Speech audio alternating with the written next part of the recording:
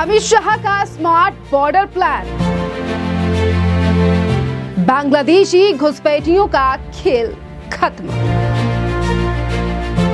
घुसपैठियों को चुन चुनकर खदेड़ेंगे, बोले अमित शाह। ये कहानी है भारत की सीमाओं के बदलते भूगोल की, उस अभेद चक्रव्यूह की जिसे देश की सुरक्षा और संप्रभुता की रक्षा के लिए तैयार किया जा रहा है, यानी कि सरहद पर स्मार्ट सवेरा। दिल्ली के गलियारों से लेकर देश की सुदूर सीमाओं तक हवाओं में एक बदलाव महसूस किया जा रहा था। प्रधानमंत्री मोदी और गृह मंत्री अमित शाह की जोड़ी ने भारत की राष्ट्रीय सुरक्षा और बॉर्डर मैनेजमेंट की तकदीर बदलने का एक ऐसा खाका तैयार किया था जो न केवल आधुनिक न कि बल्कि पूरी तरीके से अचूक था। एक सुबह गृहमंत्री अमित शाह के कॉन्फ्रेंस रूम में नक्शों और डिजिटल स्क्रीन के सामने खड़े होकर अमित शाह ने देश के सामने ये एक बड़ा संकल्प रखा। हम अपनी सीमाओं की सुरक्षा को केवल पारंपरिक तरीकों पर नहीं छोड़ सकते। अब समय आ गया है कि भारत के बॉर्डर पर सुरक्षा इंतजामों को पूरी तरीके से री इंजीनियर किया जाए। देश में एक भी अवैध घुसपैठिए की जगह नहीं होगी। इस संकल्प का नाम दिया गया है स्मार्ट बॉर्डर प्लान। सरकार ने तय किया है कि एक साल के भीतर भारत की करीब 6000 किलोमीटर लंबी अंतर्राष्ट्रीय सीमा पर एक ऐसा डिजिटल और अवैध ग्रिड बनाया जाए जिसे पार करना किसी भी परिंदे के लिए नामुमकिन होगा। बॉर्डर सिक्योरिटी फोर्स बीएसएफ के जवानों के हाथों को और मजबूत करने के लिए सीमा पर ड्रोन, आधुनिक रडार और हाई रेजोल्यूशन कैमरे, एडवांस सर्विलेंस सिस्टम की तैनाती शुरू कर दी गई है। उधर पश्चिम बंगाल की सरकार ने देश की रणनीतिक नसी कही जाने वाली चिकन्स नेक यानी कि सिलीगुड़ी कॉरिडोर में बीएसएफ को लगभग 120 एकड़ जमीन सौंप दी थी। अब भारत बांग्लादेश की सीमा जिन 600 किलोमीटर के हिस्से पर अब कोई भी बाढ़ नहीं थी, जहां से अक्सर तस्कर और घुसपैठिए देश की सीमा में दाखिल हो जाते थे, वहां अब बीएसएफ ने युद्ध स्तर पर बैरिकेडिंग और फेंसिंग का काम शुरू कर दिया है। सरहद पर बढ़ती ये कड़ाई का असर ये हुआ है कि अब अवैध प्रवासियों के बीच ये खलबली मच गई है और वो घबराहट में वापस लौटने के लिए सीमाई इलाकों में इकट्ठा होने लगे हैं। लाल किले की गूंज और कानूनी प्रहार, इस पूरी मुहिम में नींव और कुछ महीने पहले रखी गई थी, यानी कि 15 अगस्त 2026 के दिन प्रधानमंत्री नरेंद्र मोदी ने लाल किले की प्राचीर से देश को संबोधित किया था, जो उनके शब्दों में एक स्पष्ट चेतावनी थी। पीएम ने साफ कहा था कि बिना रोक टोक वाली घुसपैठ भारत के डेमोग्राफिक बैलेंस यानी कि जनसंख्यिकी संतुलन, रोजगार के मौकों, गरीबों के वेलफेयर सिस्टम और आने वाली पीढ़ियों के अधिकार के लिए एक सीधा बड़ा खतरा है। प्रधानमंत्री नरेंद्र मोदी के इसी विजन को कानूनी और संस्थागत रूप देने के लिए 26 मई 2026 को देश की गृह मंत्री अमित शाह ने एक ऐतिहासिक घोषणा की।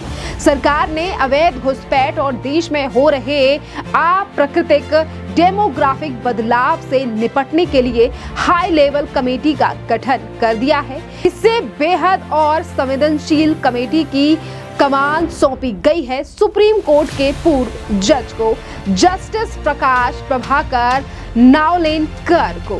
और इस पैनल का काम कोई सामान्य जांच नहीं बल्कि गहरी साइंटिफिक स्टडी था। जस्टिस नावलेकर की टीम को देश के अलग अलग हिस्सों में रीजनल और डिस्ट्रिक्ट लेवल पर जाकर उन असामान्य आबादी ट्रेड्स की जांच करनी थी जहां पर अचानक जनसंख्या का संतुलन बिगड़ गया है। उन्हें यहाँ देखना था कि ये रणनीतिक घुसपैठ देश के गवर्नेंस, राशन पानी, पब्लिक सर्विसेज और सामाजिक स्थिरता पर क्या असर डाल रही है। गृह मंत्री अमित शाह का संदेश साफ था, भारत की धरती पर रहने वाले हर एक अवैध घुसपैठियों की पहचान की जाएगी। जो लोग देश की सुरक्षा और संसाधनों से समझौता करेंगे, उन्हें कानून सही रास्ता दिखाएगा। और अब बारी आती है सुरक्षा, अधिकार और संसाधनों की जंग। इस पूरी कवायद के पीछे एक कड़वी सच्चाई थी, जिसे गृह मंत्री अमित शाह ने बार बार देश के सामने रखा। कुछ सीमावर्ती और कुछ आंतरिक जिलों में एक खास कम्युनिटी की आबादी अचानक से उम्मीद से ज्यादा बढ़ोतरी हुई उस एक ही कम्युनिटी में, और ये कोई प्राकृतिक विकास नहीं था, बल्कि एक सोची समझी और रणनीतिक घुसपैठ का नतीजा था।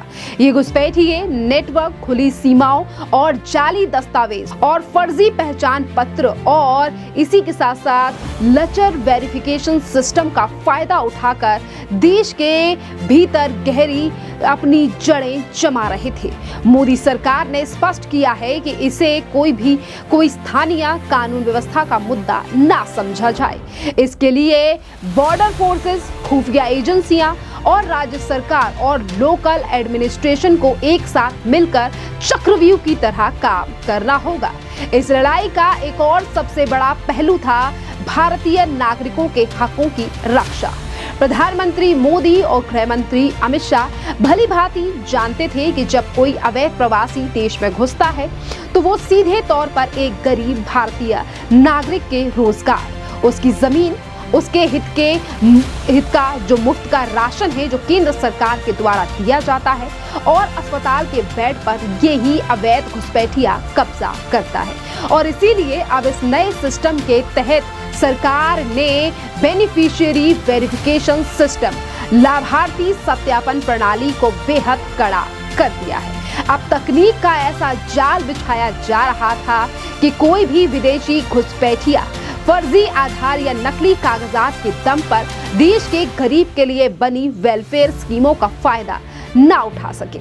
भारत अपनी सीमाओं को सील कर रहा था, अपने आसमान को ड्रोनों से सुरक्षित कर रहा था और अपनी जमीनों पर हक की रक्षा के लिए कानून का पहरा बिछा रहा था।